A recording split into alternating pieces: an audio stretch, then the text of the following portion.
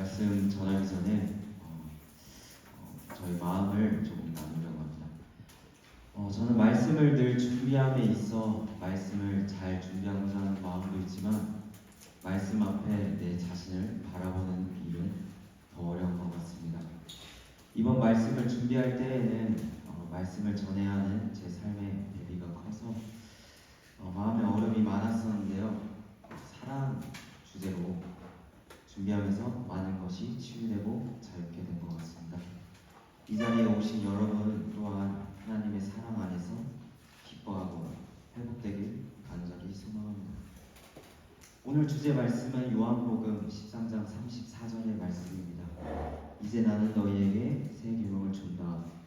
서로 주노니 서로 사랑하라. 내가 너희를 사랑한 것 같이 너희도 사랑하라 하는 말씀입니다. 오늘 주제는 사랑입니다. 사랑하면 다들 무엇을 생각하십니까? 여자친구. 네, 각자 느끼는 사랑이 있겠지만 저는 사랑장이라고 불리는 고린도전서 13장의 바울이 사랑에 대한 정의를 아주 잘 나타낸다고 생각합니다. 교수님들께는 옆에 참고 말씀 구절을 보시면 감사하겠습니다. 13장에 보듯이 사랑은 오래 참고 사랑은 온유하며 시기하지 아니하며 사랑은 자랑하지 아니하며 교만하지 아니하며 무례히 행하지 아니하며 자기 유익을 구하지 아니하며 성내지 아니하며 악한 것을 생각하지 아니하며 오늘 기뻐하지 아니하며 진리와 함께 기뻐하며 모든 것을 참으며 모든 것을 믿으며 모든 것을 바라며 모든 것을 견디느니라. 이렇게 사랑에 대해서 많은 것들을 나타냅니다. 예수님의 사랑은 자신의 모든 것을 내어주는 것이며 우리를 향합니다. 하나님의 사랑은 오래 참고 자신의 유익을 구하지 않습니다. 그래서 사랑은 절대 패하지 않습니다. 사랑은 자격 없는 우리를 초청합니다. 이러한 사랑은 예수님께서는 우리에게 요한복음 13장 34절을 통해 말씀하십니다. 방금 읽었던 것처럼 내가 너희를 사랑한 것 같이 너희도 사랑하라 라고 말씀하십니다. 우리는 어떻게 예수님처럼 사랑할 수 있을까요? 오늘 말씀을 통해 예수님의 성품과 행동에서 찾아보면서 사랑을 알아가고 사랑을 전하는 우리가 되길 소망합니다.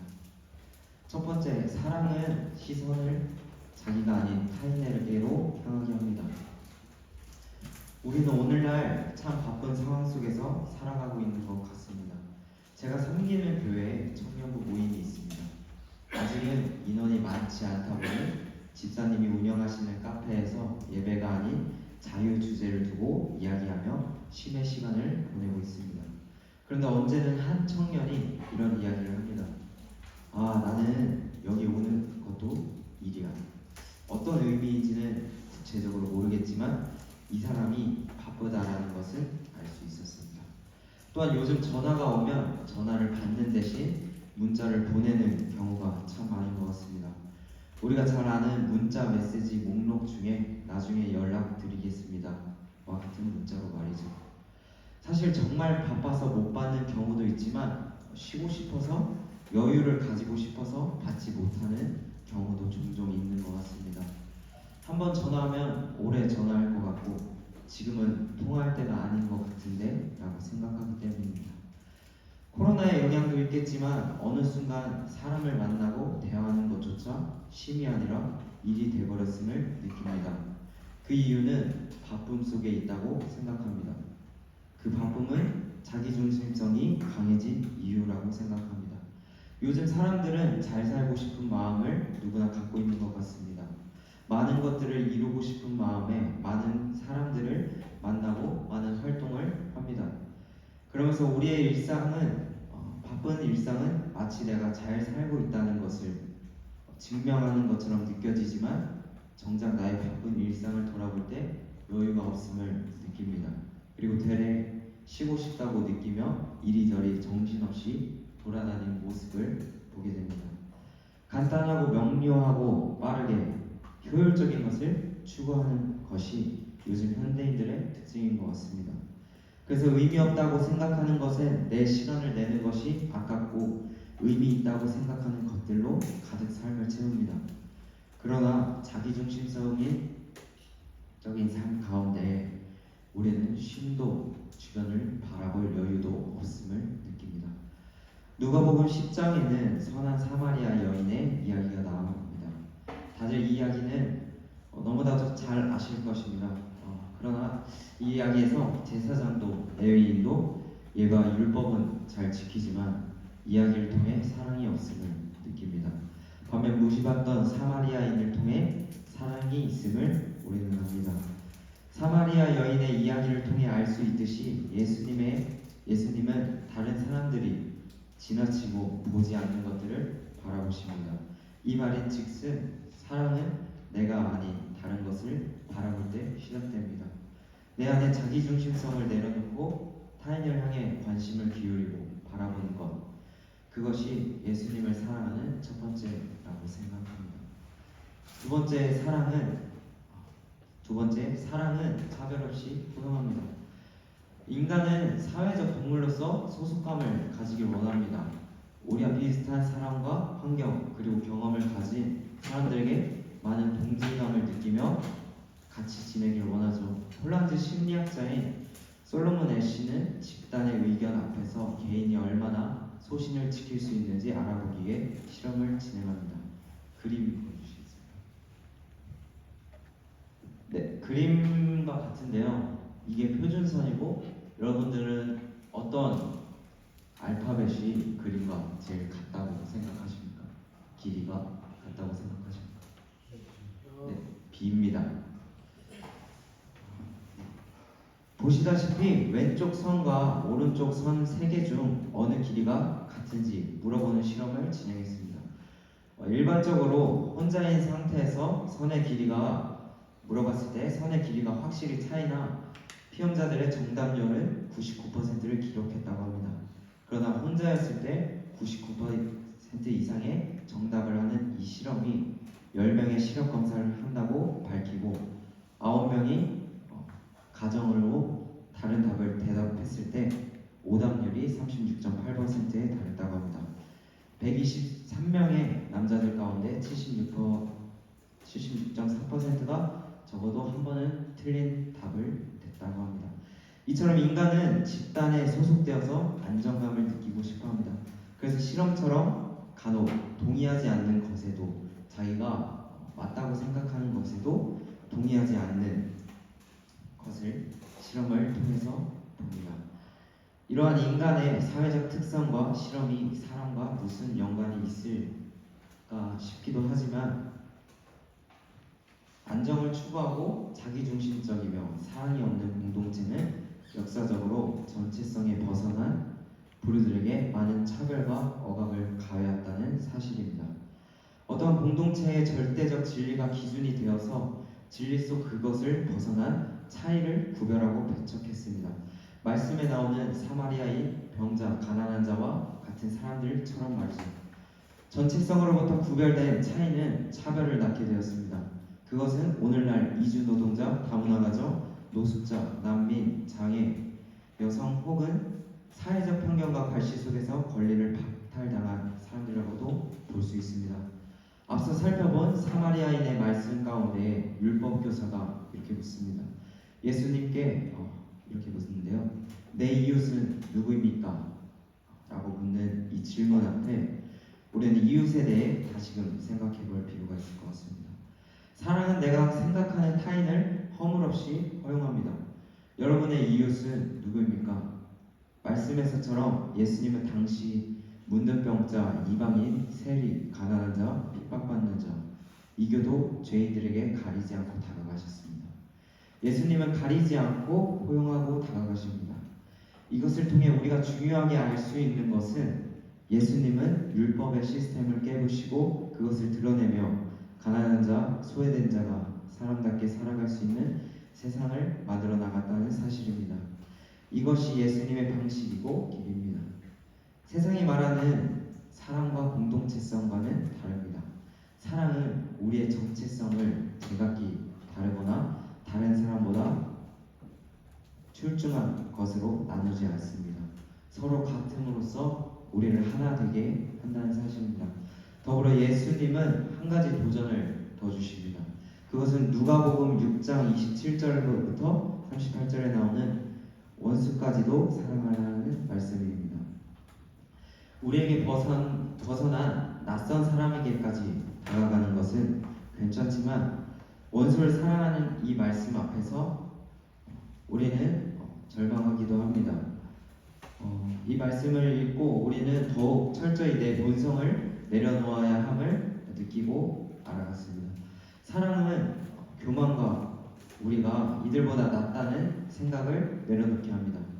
하나님 중심적으로 살아갈 때 우리는 비로소 놀라운 사랑을 이룰 것입니다.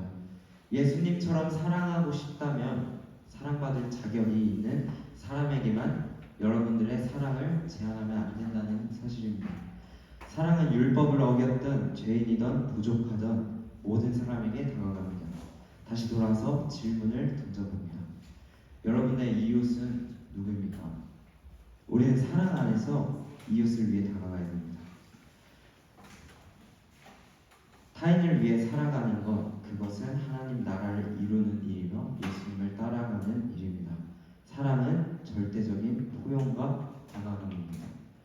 세 번째, 사랑은 은혜를 온전히 누려야 합니다.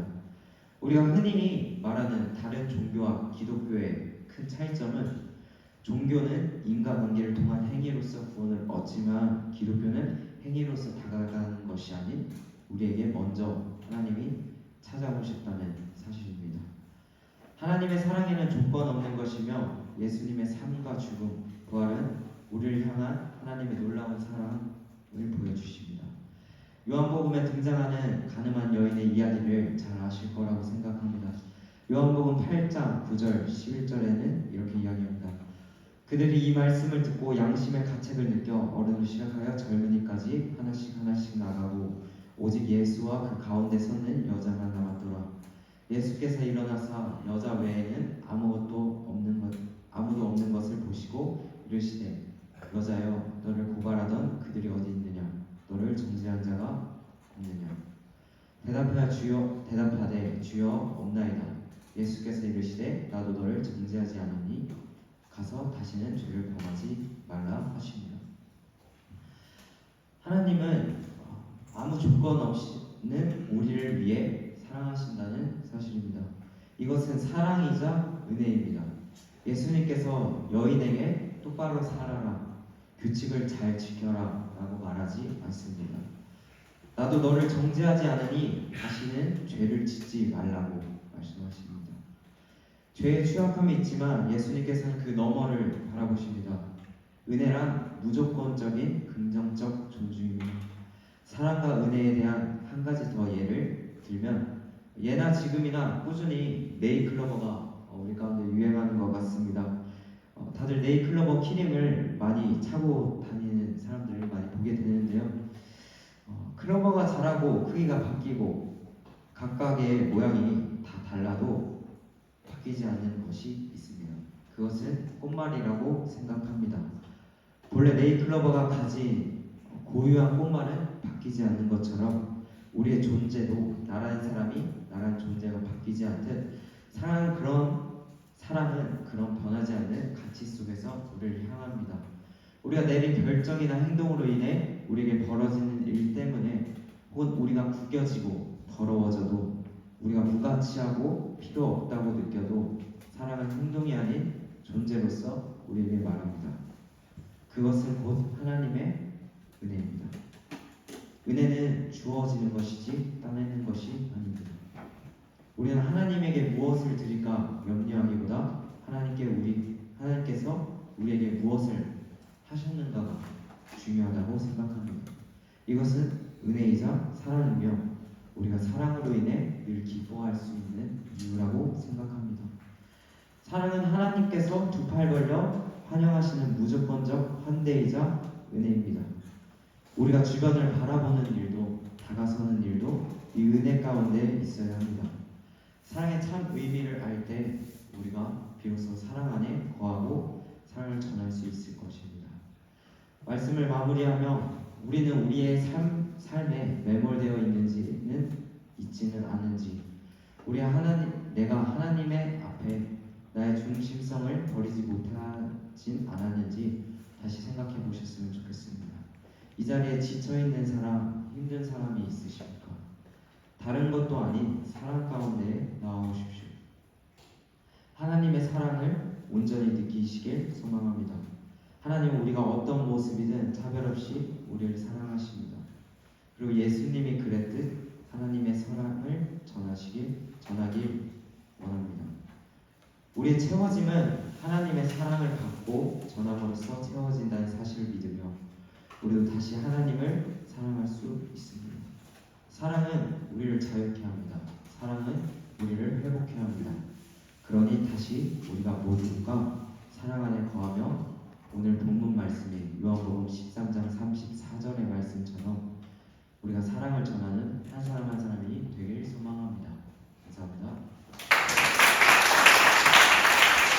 우리에게 말씀을 들어주신 이남원 어머니 감사드립니다. 예수님처럼 우리가 살아가는 한신대학 공동체가 되기를 소망하며 다음 순서는 시편 2편 7절 말씀과 마태복음 11장 28절의 내용